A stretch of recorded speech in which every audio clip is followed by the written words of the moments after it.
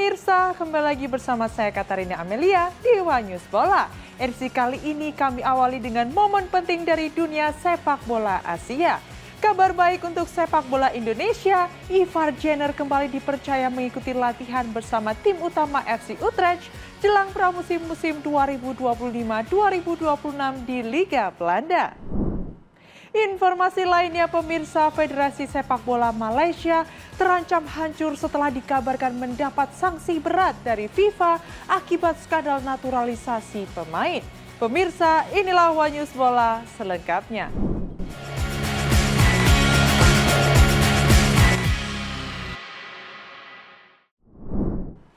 Kabar baik untuk publik tanah air. Gelandang timnas Indonesia Ivar Jenner kembali dipercaya mengikuti latihan bersama tim utama FC Utrecht jelang pramusim 2025-2026.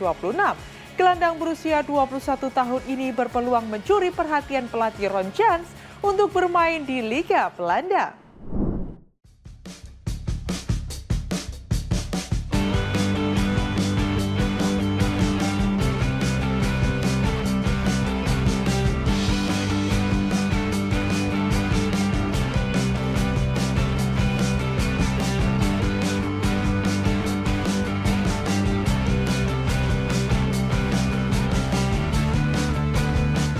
Gelandang muda andalan timnas Indonesia, Ivar Jenner, terlihat mengikuti sesi latihan bersama tim utama FC Utrecht.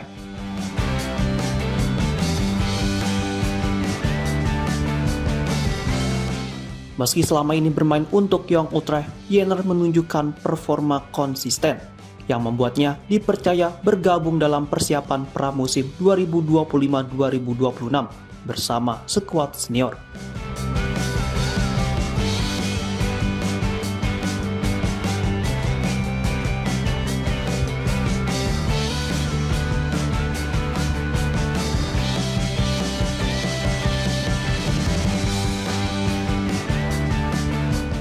Kabar ini diketahui dari unggahan Jenner di akun Instagram pribadinya, di mana dirinya tampak mengenakan jersey bernomor punggung 38, nomor yang biasa Jenner kenakan saat berlatih bersama tim utama.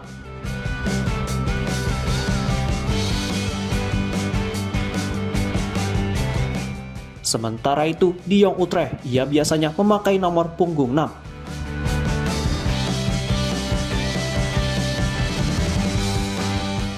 Diketahui, latihan bersama tim senior bukan hal baru bagi pemain berusia 21 tahun ini.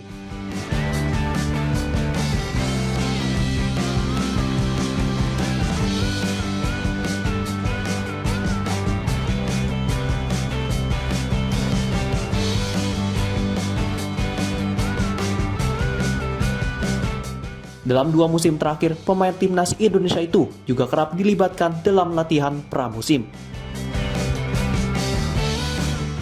Bahkan pada musim 2023-2024, Jenner sempat masuk dalam daftar pemain untuk 3 laga awal Eredivisie, meski belum mendapat kesempatan tampil. Dengan pengalaman tampil di 26 laga di kasta kedua Liga Belanda musim lalu, Jenner kini dinilai semakin matang dan siap mencuri perhatian pelatih Ron Jans. Harapannya pramusim kali ini bisa menjadi momentum bagi Jenner untuk menjalani debut bersama di Liga Utama Belanda.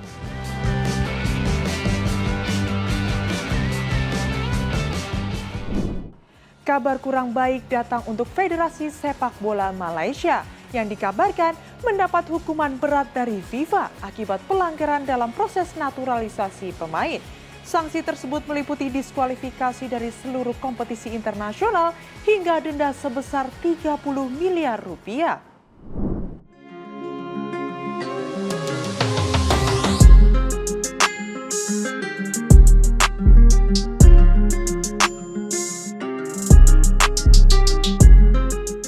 Kabar mengejutkan datang dari sepak bola Asia Tenggara.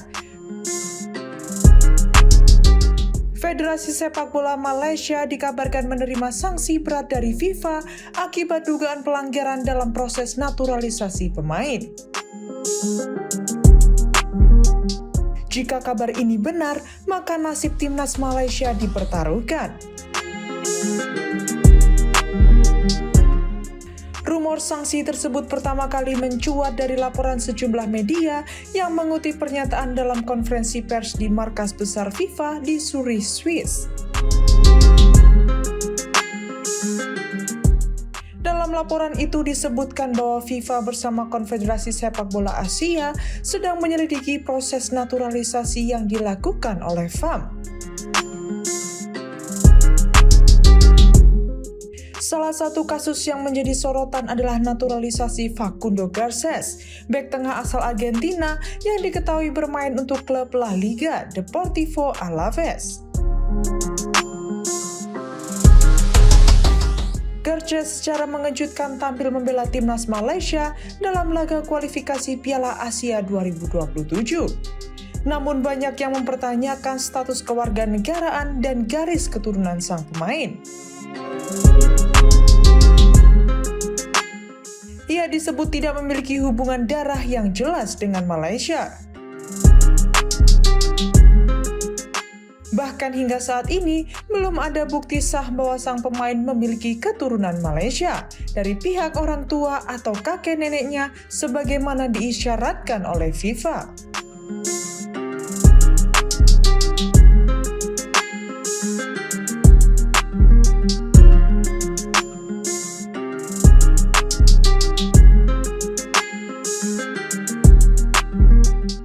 Dalam regulasi FIFA, pemain hanya bisa dinaturalisasi untuk membela negara lain jika memiliki garis keturunan langsung atau telah tinggal selama 5 tahun di negara yang bersangkutan setelah menginjak usia 18 tahun.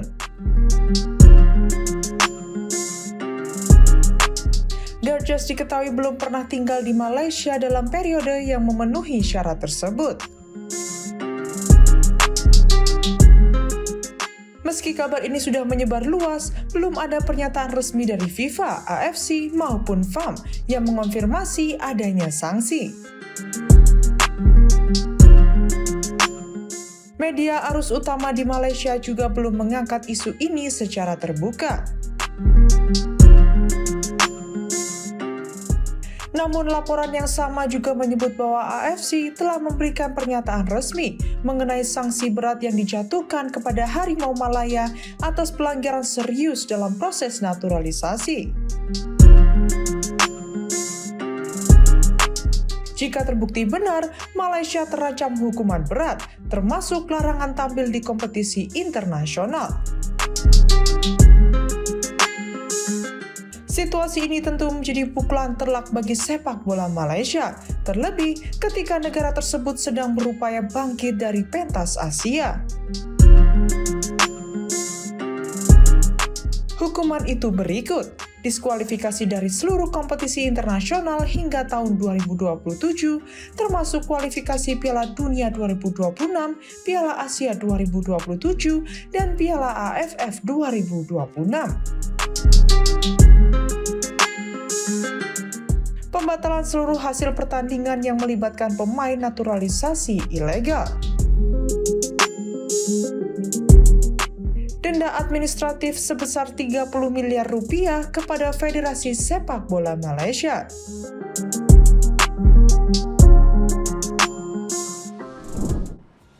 Jens Reven, striker muda FC Dordrecht, menjadi satu-satunya pemain diaspora yang dipanggil Gerard Vandenberg ke pemusatan latihan timnas U23 jelang Piala AFF U23.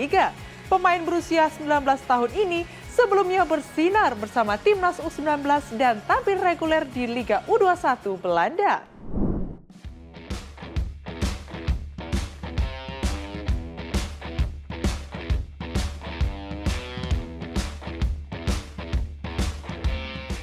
Nama Jens Reven kembali mencuri perhatian publik sepak bola Indonesia. Striker muda kelahiran Belanda itu dipanggil pelatih kepala timnas U23 Gerard Vandenberg untuk mengikuti pemusatan latihan di Jakarta sebagai persiapan menuju turnamen Piala AFF U23 2025.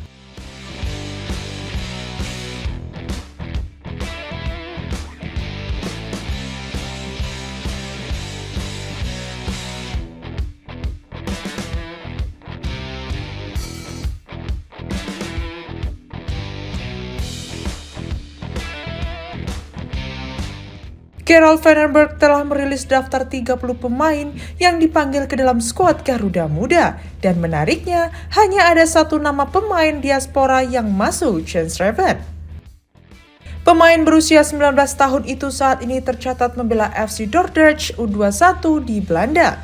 Jens Schreven bukan nama baru dalam struktur tim nasional kelompok usia. Ia telah menyandang status warga negara Indonesia dan sebelumnya tampil impresif bersama Timnas Indonesia U19.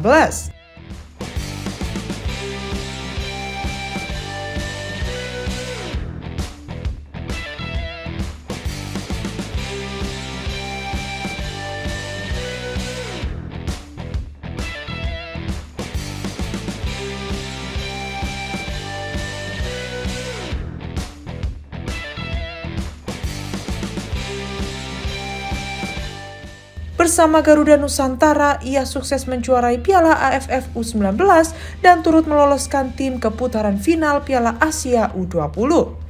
Beberapa waktu lalu sang pemain sudah sempat menyampaikan komitmennya untuk kembali bergabung bersama Timnas U23, khususnya dalam menghadapi turnamen Piala AFF U23. Kini komitmen tersebut terwujud setelah ia tiba di Jakarta dan mulai bergabung dengan rekan-rekannya di pemusatan latihan.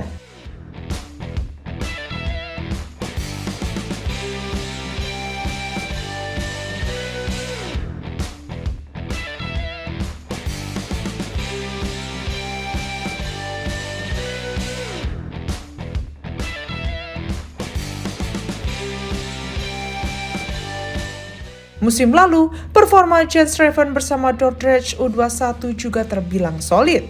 Dalam kompetisi Liga U21 Belanda musim 2023-2024, ia mencatatkan 20 penampilan, mencetak 6 gol. Kontribusinya dianggap signifikan, terutama mengingat ia bermain secara reguler sejak usia 18 tahun. Pemanggilan Jens Schreven ke Timnas U23 diharapkan dapat menambahkan ketajaman lini depan Garuda Muda saat tampil di Piala AFF.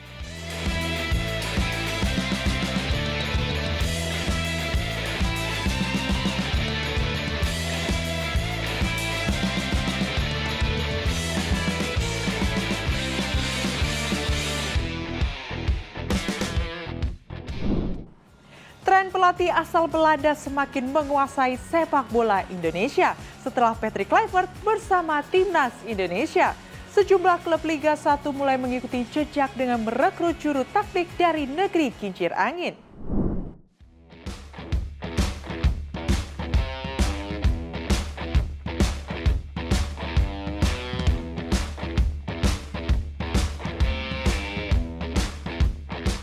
Pelatih asal Belanda mulai menjadi fenomena baru dalam kancah sepak bola Indonesia.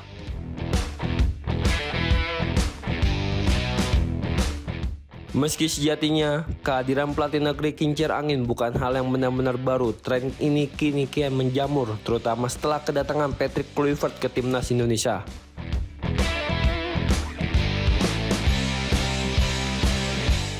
Dalam 2 tahun terakhir, sejumlah klub Liga 1 telah lebih dulu merekrut pelatih asal Belanda.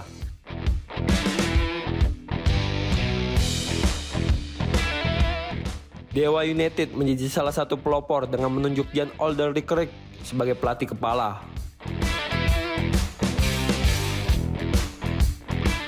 Sementara itu, nama Pieter Uistra juga sempat hilir mudik di sejumlah klub seperti Borneo FC dan PSS Sleman. Namun, gebrakan terbesar terjadi saat PSSI secara resmi menunjuk Patrick Kluivert sebagai pelatih skuad Garuda.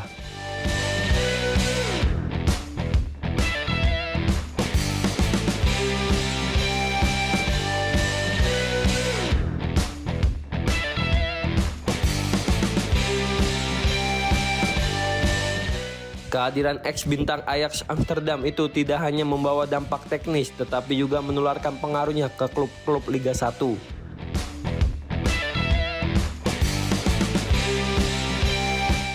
Apalagi Kluivert datang dengan membawa serta Gerbong, asistennya dari Belanda.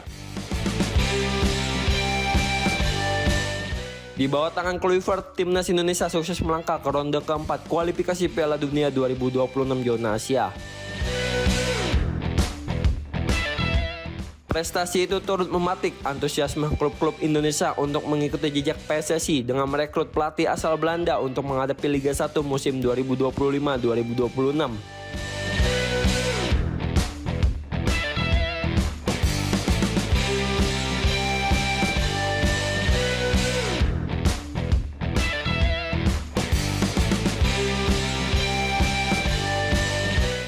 Tren ini dimulai dari PSIM Yogyakarta yang menjadi tim promosi pertama yang menunjuk pelatih Belanda.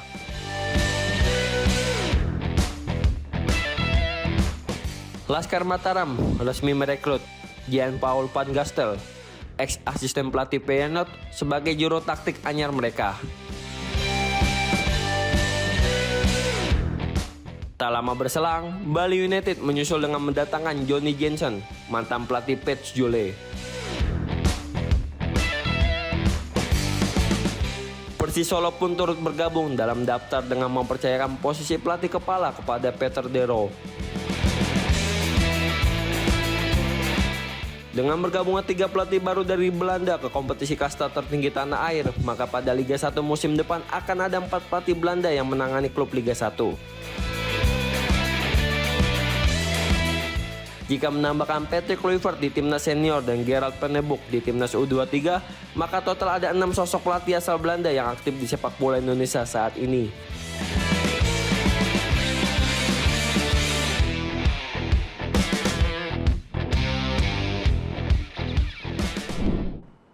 Timnas Putri Indonesia membuka langkah gemilang di kualifikasi Piala Asia Putri 2026 dengan meraih 3 poin penting setelah mengalahkan Kirgistan dengan skor tipis 1-0 pada laga perdana Grup D.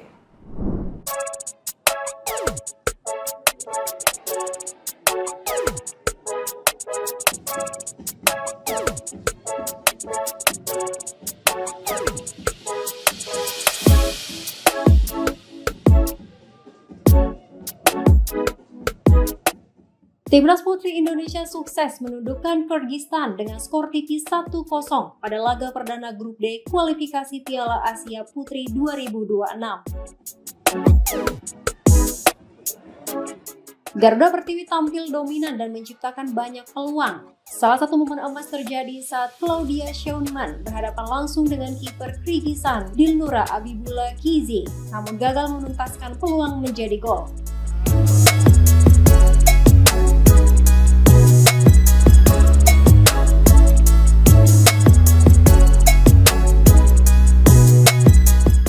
Kesulitan menembus kotak penalti Kirgistan, Indonesia lebih banyak melepaskan tembakan dari luar area. Hingga babak kedua berjalan 15 menit, kebuntuan masih belum terpecahkan.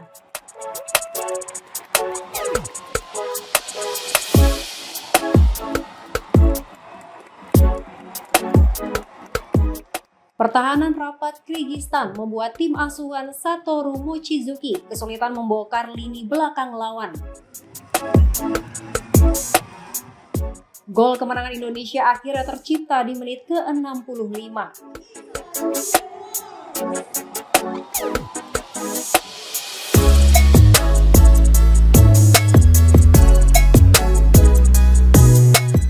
Isa Gus Jewarps mencatatkan namanya di papan skor setelah memanfaatkan umpan matang dari Felicia Dezeu dan sukses merobek gawang Kirgistan. Pertama-tama saya ingin mengucapkan terima kasih juga kepada semua teammate saya, official dan juga para supporter Indonesia yang sudah mendukung tim kami. Ya, kita berharap di pertandingan selanjutnya kita bisa melakukan yang lebih baik lagi dan menang lagi. Oke, saya juga selalu bilang ke teman-teman saya bahwa harus selalu berjuang 100% karena kita main home dan tidak ada peringkat kedua atau ketiga, kita harus jadi yang pertama. Kemenangan 1-0 atas Kirgistan membuat Garuda Pertiwi mengemas 3 poin dan menempati peringkat kedua klasemen sementara Grup D, tepat di bawah China Taipei.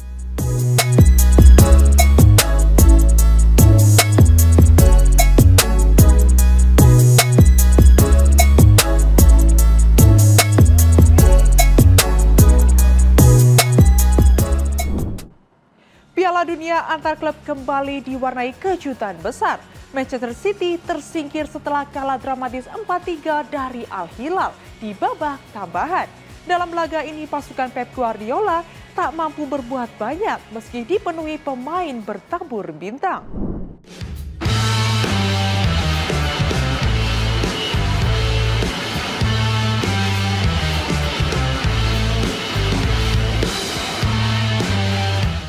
Kejutan kembali terjadi di ajang Piala Dunia antar klub 2025.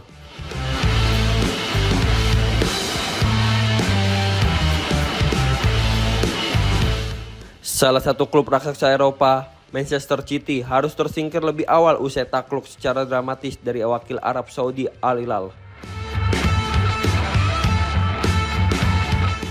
Bertanding di Stadion Camping World, Selasa 1 Juli, Al Hilal berhasil menang 4-3 lewat perpanjangan waktu dan memastikan tiket ke babak perempat final. Datang dengan status unggulan, Manchester City turun dengan kekuatan penuh.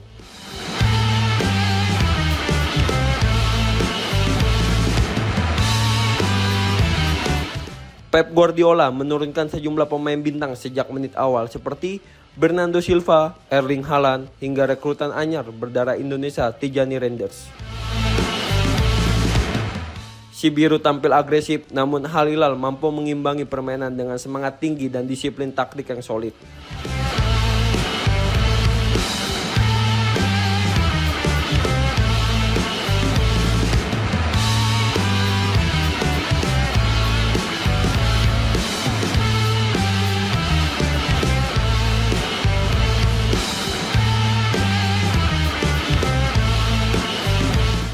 Pertandingan berjalan sengit sejak awal, kedua tim saling balas gol menciptakan total 7 gol sepanjang pertandingan.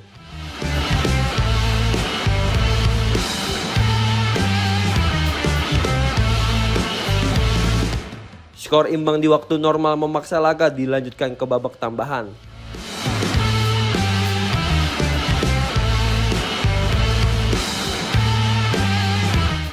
Disinilah Al Hilal tampil mengejutkan.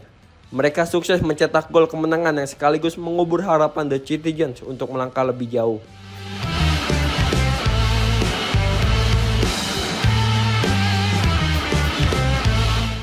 Kekalahan ini menjadi pukulan telak bagi Manchester City yang digadang-gadang sebagai kandidat juara.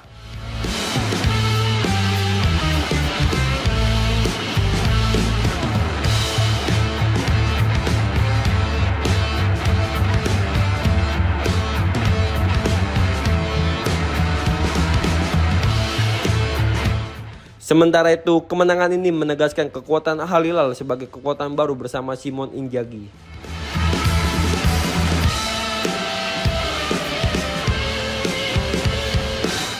Di level klub dunia, sekaligus mewakili kebangkitan sepak bola Asia di panggung internasional.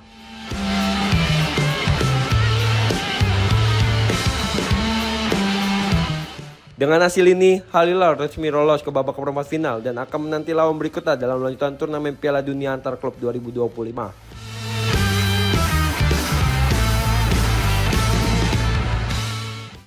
Demikian informasi yang dapat kami sampaikan pemirsa. Terima kasih telah bergabung bersama kami.